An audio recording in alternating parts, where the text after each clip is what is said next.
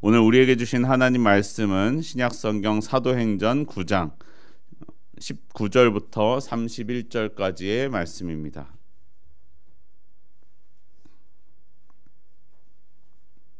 9장 19절부터 31절까지의 말씀입니다.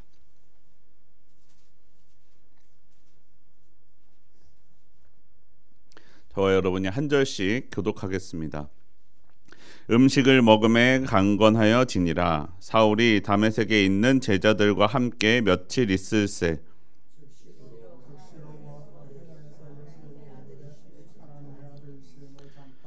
듣는 사람이 다 놀라 말하되 이 사람이 예루살렘에서 이 이름을 부르는 사람을 멸하려던 자가 아니냐. 여기 온 것도 그들을 결박하여 대제사장들에게 끌어가고자 함이 아니냐 하더라.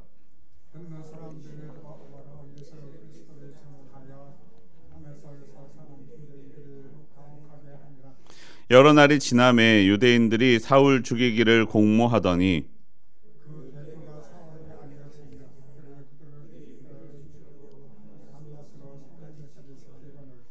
그의 제자들이 밤에 사울을 광주리에 담아 성벽에 달아 내리니라.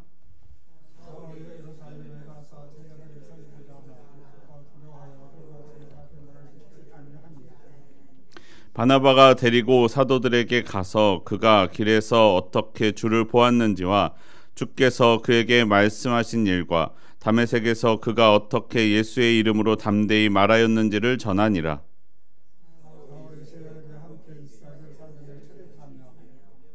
또 주 예수의 이름으로 담대히 말하고 헬라파 유대인들과 함께 말하며 변론하니 그 사람들이 죽이려고 힘쓰거늘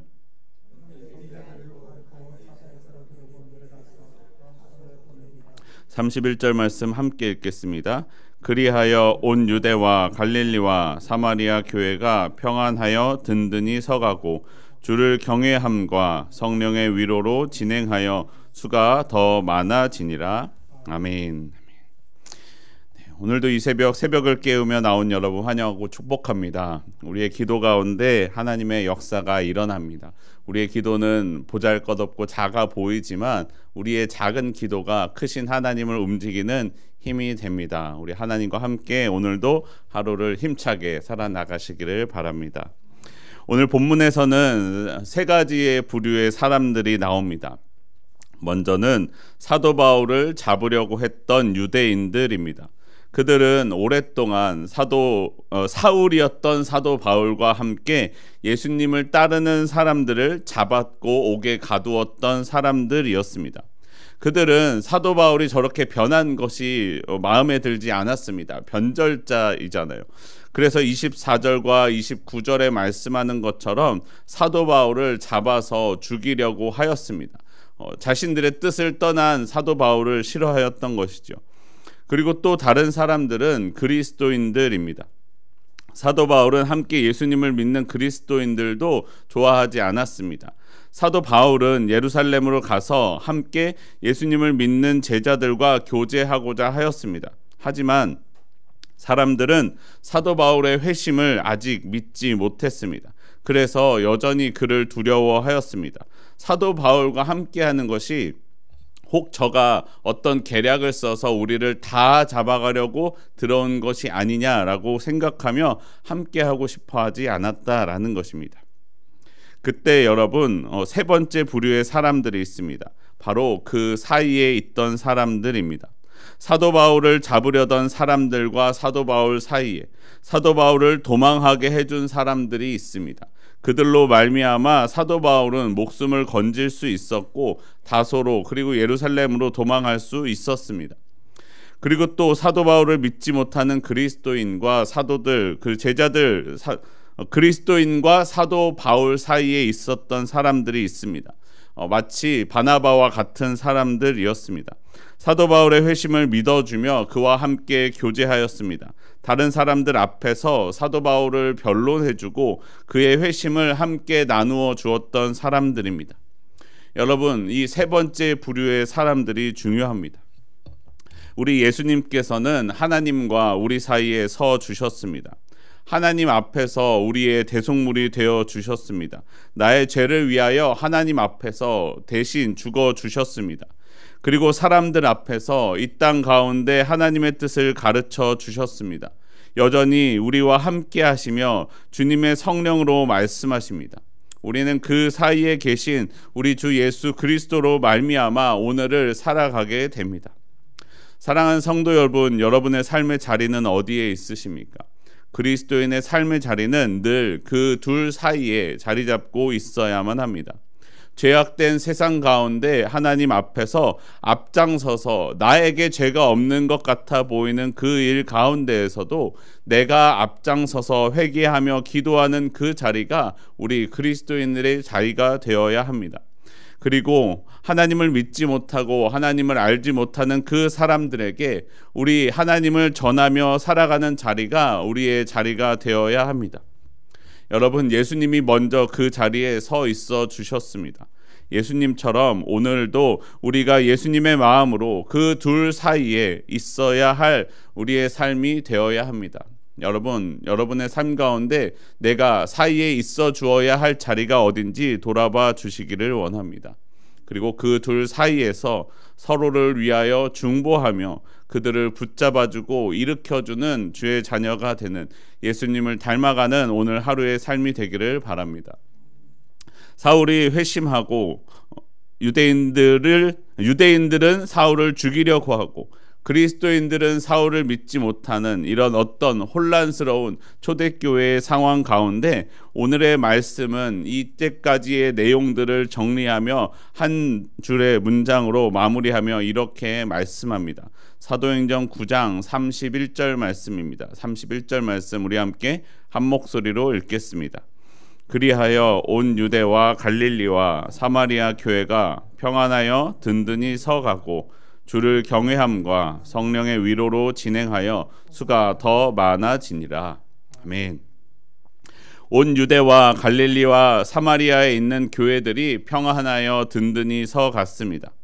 그런데 여러분, 본문의 다른 내용들을 보면 이 말씀이 이상합니다. 초대교회 그리스도인들의 삶의 모습은 전혀 평안하지 않아 보입니다. 그리고 그들은 전혀 튼튼하지 든든해 보이지 않습니다. 사도행전의 이제까지 우리가 보아왔던 내용들은 무엇이었습니까? 스데반은 복음을 전하다가 순교를 당했습니다. 초대교회는 핍박을 받았습니다. 초대교회 사람들은 예루살렘에서 흩어질 수밖에 없었던 상황이었습니다. 빌립은 박해를 피해 사마리아에 가서 복음을 전했고 에디오피아의 내시에게도 복음을 전하였습니다. 9장 초반부에서는 우리가 함께 보지는 않았지만 사울에게까지 복음이 전해졌습니다. 그런데 그 사울도 다메섹에서 쫓겨났고 예루살렘에서 다소로 또 도망할 수밖에 없었습니다. 여러분, 평안한 초대교회였나요? 초대교회는 전혀 평안하지 않아 보입니다. 이것은 언제든지 바로 무너질 수 있고 든든히 서 있지 않는 것 같아 보이기만 합니다. 그러나 성경은 우리에게 말씀하기를 그들이 평안하였고 든든하였다, 튼튼하였다라고 말씀합니다. 튼튼하게 서 있어 무너지지 않을 것 같아 보였다라고 말씀하고 있는 것입니다. 상황은 그렇지 않은데 성경은 어떻게 교회가 든든히 서 있었다라고 말할 수 있습니까? 바로 그 안에 성령이 함께 하셨기 때문에 가능했습니다. 초대교회는 주를 경외함과 성령의 위로로 서 있었던 교회였습니다. 모든 일을 진행할 때에 성령의 인도하심을 따라 했습니다. 다른 세상의 힘을 빌리거나 의지하지 않았습니다. 오직 그들 가운데 주를 경외하는 마음이 가득했고 성령의 위로하심이 그들 안에 있었기 때문에 그들이 그렇게 평안하여 든든히 서갈 수 있었습니다. 여러분, 우리의 삶이 아무런 문제가 없어야 삶이 평안하고 성장하여 든든해지는 것이 아닙니다. 내 삶에 어떤 문제가 있고 내 삶이 세상적으로 볼 때 흔들리는 것 같아 보일 수도 있습니다. 그러나 그 가운데 성령께서 함께 하신다면 나는 흔들리는 것이 아니라 튼튼하지 않은 것이 아니라 성장하고 있는 것입니다. 주의 인도하심을 따라 사는 사람들은 그 중심이 되는 성령이 흔들리지 않으시기에 함께 그 구원의 길을 걸어가는 것입니다. 여러분, 교회의 역사들을 되돌아보면 그렇습니다.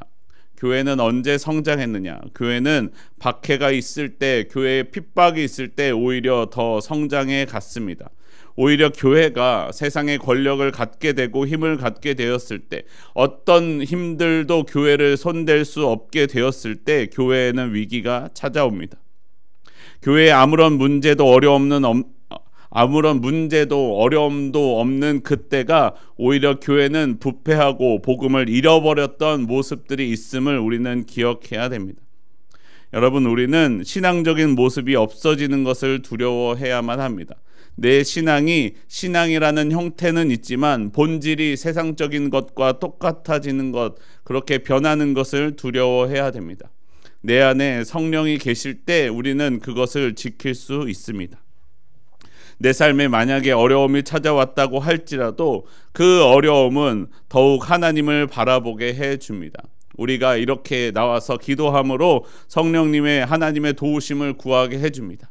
그래서 많은 목사님들이 말씀하시는 것처럼 문제가 생기면 교회에 기도하러 나오는데 이걸 좋아해야 될지 슬퍼해야 될지 모르겠다라고 말씀하시고는 합니다. 여러분, 우리는 그렇게 문제를 통하여 기도함으로 하나님께 더욱더 가까이 나아갑니다. 우리의 삶이 예수님을 따라 살게 되면 우리는 때때로 세상과 부딪힐 때도 있습니다. 내 안에 있는 세상적인 욕심과도 부딪히게 됩니다. 그리고 세상 사람들이 이야기하는 세상적인 방법들과도 부딪힐 때가 있습니다. 그리고 내가 그렇게 살기 때문에 세상에서 어려움을 당할 수도 있습니다. 그러나 여러분, 기억하시기를 바랍니다. 내 삶에 우리 주 예수 그리스도께서 함께 하십니다. 성령님의 위로하심이 내 삶에 함께 하십니다.